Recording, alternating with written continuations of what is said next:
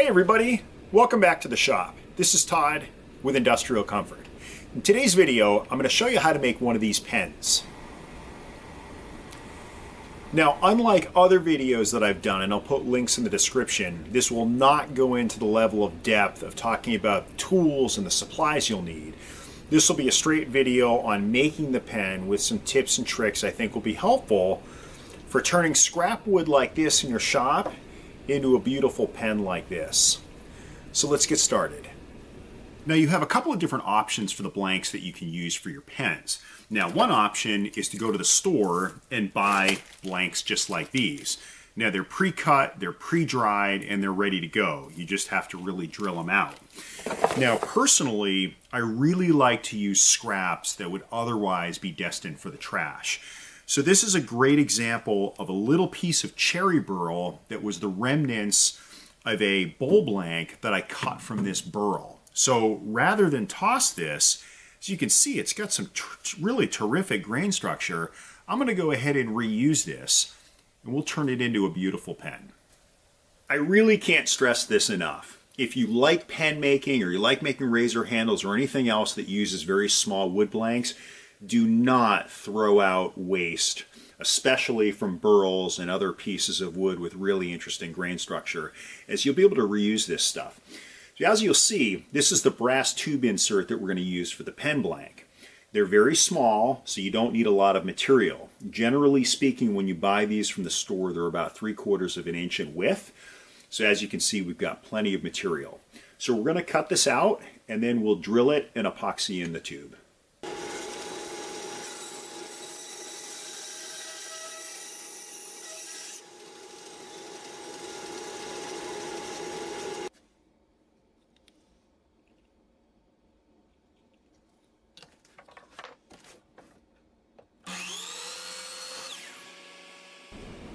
I'm now going to drill this blank so that we can accommodate the brass tube that we're going to epoxy in.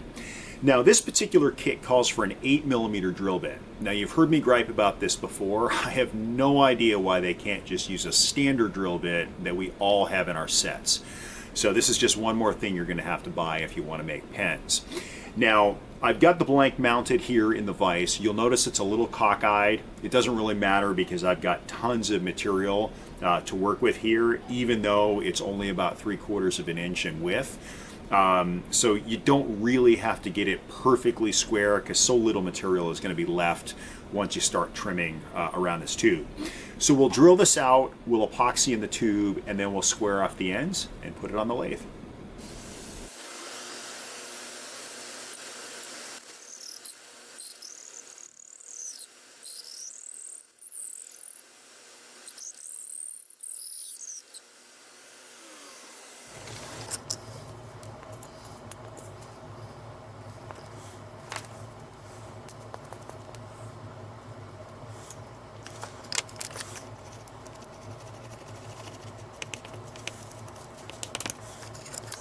Now most of these kits contain barrels or brass tubes that are pre-scuffed. If for some reason yours is not, and I have seen a few that don't come pre-scuffed, just make sure you take some 80 grit sandpaper to scuff it up so that the epoxy will bond appropriately.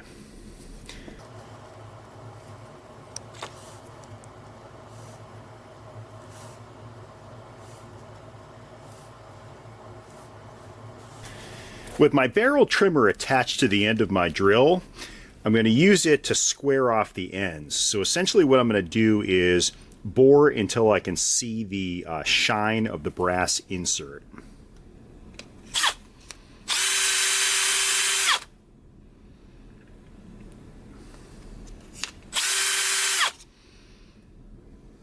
I don't know if you can see that, but see the shine, and then we're going to repeat the process on the bottom end here. Yep, and there we go. So now we'll mount this to the lathe and begin the turning process. I'm going to start by sliding a couple of spacers onto the mandrel, and then I'm going to put the bushings on. I'll slide the blank on. I'll put the other bushing on, and then I'll put another spacer on. And then I like to use a mandrel saver on my tailstock. So I'll just with nothing more than hand pressure, bring that up into place. Just apply a little bit of pressure on the tailstock and then I'll lock it in place. I'll put a small tool rest on and then we'll begin the turning process. One of the other reasons I like making pens, and one reason that it's easy for beginners and novice wood turners, is the only tool you need is a roughing gouge like this one. So let's go ahead and make some wood chips. With the blank now in place, I bring the tool rest to about the midpoint of the blank and bring the tool rest as close to the blank as possible without the wood hitting the tool rest. Now I'm going to turn the lathe on to the highest speed and we'll start turning.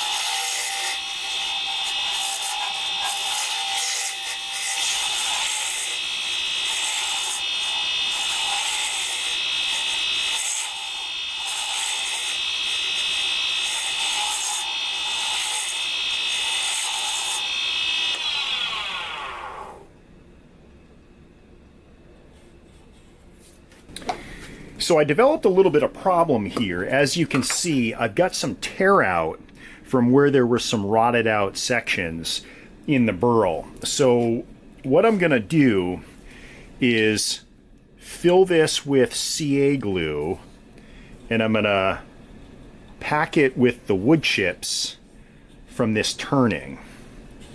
And I'm going to do the same for the other areas where cavities have developed.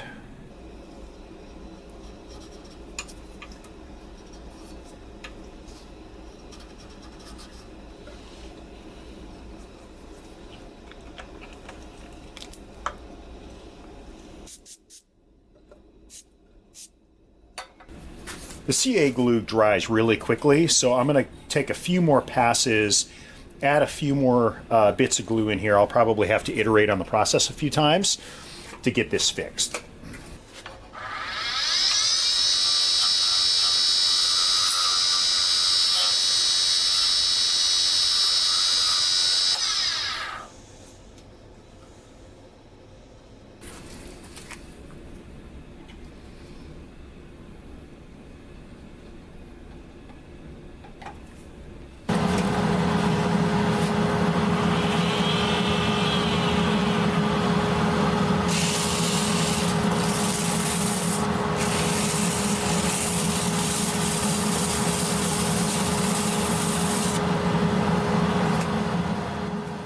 With the voids filled and everything smoothed out, it's time to apply the final finish, which in this case is going to be CA glue.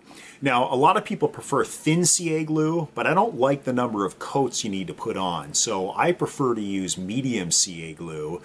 It does not go on as smoothly, but as mentioned, I only need to put on a couple of coats to get the desired thickness. So we'll do that, and then we'll do the process of sanding it down to get that nice final glossy finish.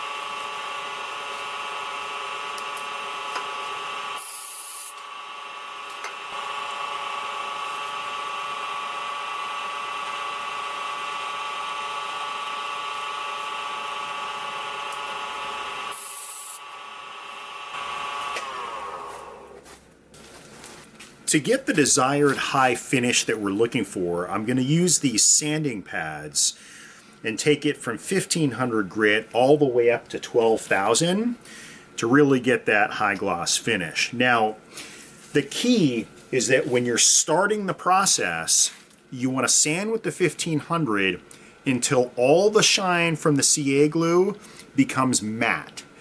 And you'll be able to tell when you've achieved matte.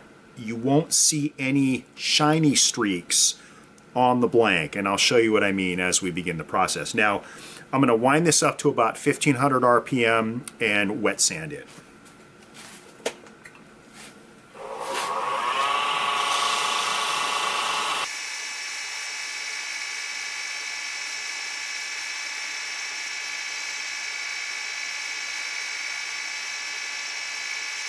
Adding medium pressure, and you really have to work at it for a while because 1500 takes quite a bit of time to cut through the CA glue.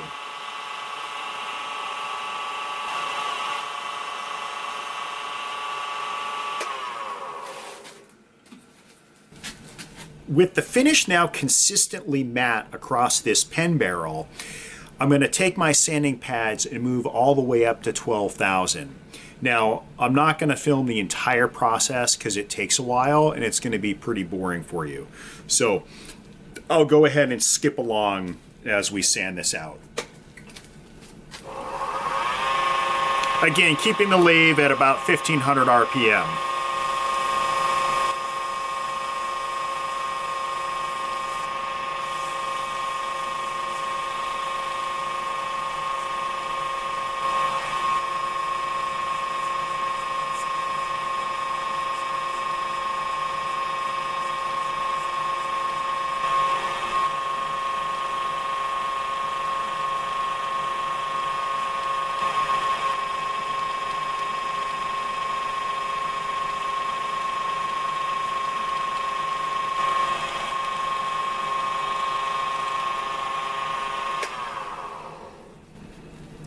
There, look at that shine. Really amazing, isn't it? So now we'll pull this barrel off the lathe and then we'll press the parts together. Every once in a while, because of gluing the barrel here, you'll get the bushing that'll be kind of stuck on the barrel. Generally, what you need to do is just snap it off. And that's it. So the final step is to assemble the pen. And to do that, we're going to essentially press the components of the pen into the barrel that we just finished. Now, a tip I'm going to give you is to use paste wax on the components before you press them into the barrel because the fit is really tight.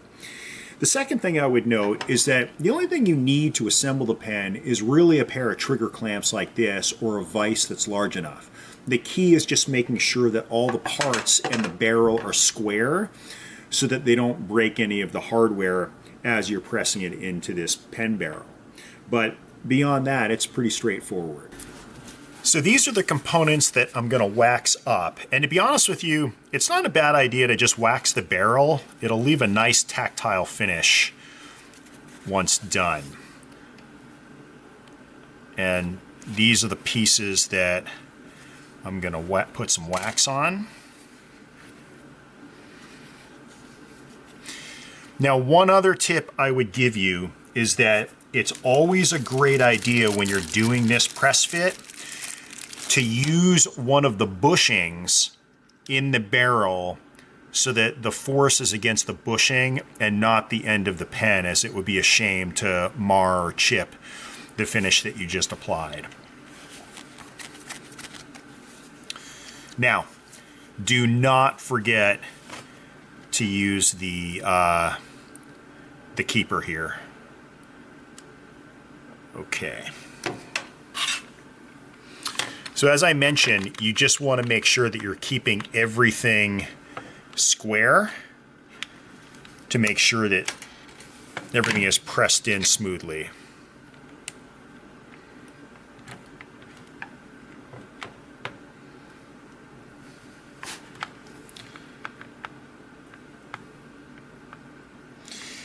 And sometimes throughout the process you need to do a little bit of readjustment, but this one actually went in very smoothly. Now we'll do the bottom.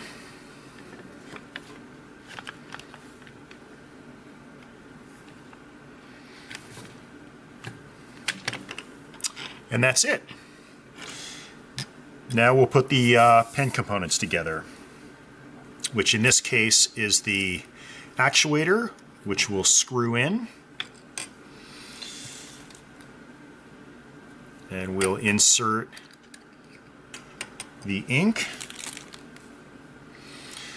making sure to remove the protective cap from the end of the pen. We'll slide the spring over, and then we'll screw in the point. And there we go.